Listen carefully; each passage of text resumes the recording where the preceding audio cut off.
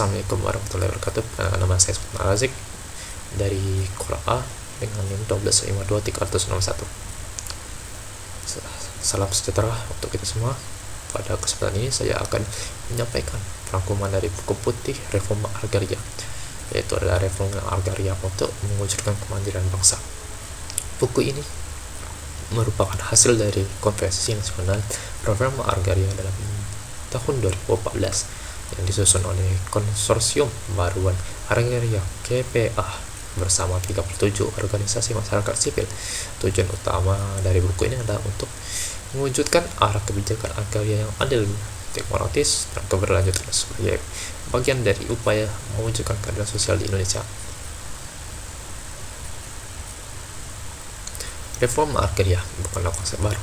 Ia telah lama menjadi wacana penting dalam pembangunan nasional, terutama sejak diberlakukan Undang-Undang Pokok Agraria yaitu UU-PA di tahun 1960. Namun dalam praktiknya, ketimpangan penguasaan tanah masih menjadi persoalan serius.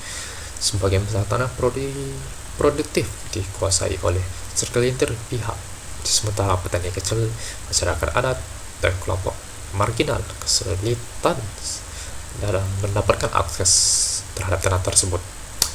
Buku putih ini hadir sebagai respon terhadap kondisi tersebut dengan menawarkan strategi dan rekomendasi konkret untuk pelaksanaan reforma agraria yang berpihak kepada rakyat. Buku ini terdiri dari 5 bagian utama yang saling berkaitan. Yang pertama yaitu sejarah ketimpangan agraria. Bagian ini menjelaskan agar ketimpangan agraria di Indonesia yang berasal dari masa kolonial dalam sistem feodal, penguasaan tanah oleh elit dan korporasi besar telah menyebabkan konflik agraria dan berkepanjangan dan ketidakadilan secara struktural. Yang kedua yaitu prinsip dan strategi reforma agraria. Reforma agraria harus dilaksanakan dengan prinsip keadilan, keberlanjutan, dan partisipasi rakyat.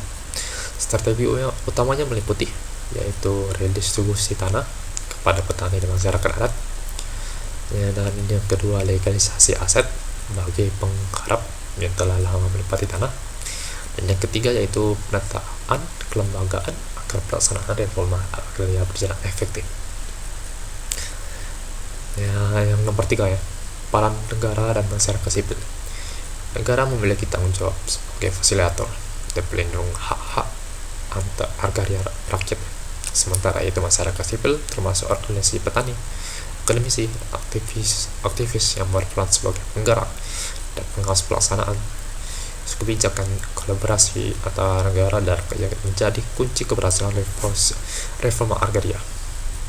Keempat, tantangan dan hambatan.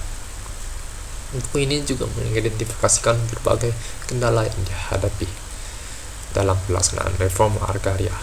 Antara lain, yang pertama adalah konflik agraria yang belum terselesaikan, dan yang kedua adalah tumpang tindih regulasi dan lemahnya koordinasi antar lembaga, dan yang ketiga minimnya perlindungan hukum bagi masyarakat adat dan petani kecil,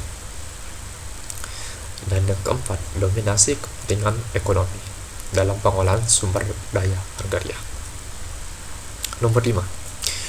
Untuk mengatasi hambatan tersebut, buku ini memberikan sejumlah rekomendasi seperti yang pertama yaitu pembentukan badan khusus reforma agraria yang independen dan berpihak kepada rakyat, dan yang kedua yaitu percepatan redistribusi tanah dan legalisasi aset, dan yang ketiga penguatan kelembagaan dan kapasitas aparatur.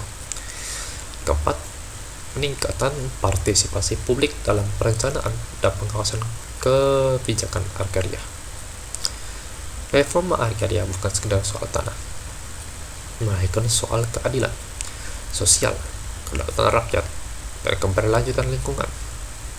Melalui buku putih Reforma Agraria, kita diajak untuk memahami bahwa penggunaan sumber daya agraria harus dilakukan secara adil, transparan, dan eksklusif.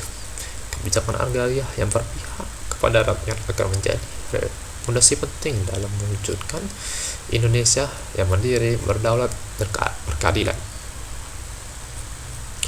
Demikian rangkuman yang dapat saya sampaikan. Maaf jika saya ada salah kata dan yang kurang nyambung. Semoga video ini dapat memberikan pemahaman yang lebih mendalam dan bermanfaat bagi kita semua. Terima kasih atas perhatiannya.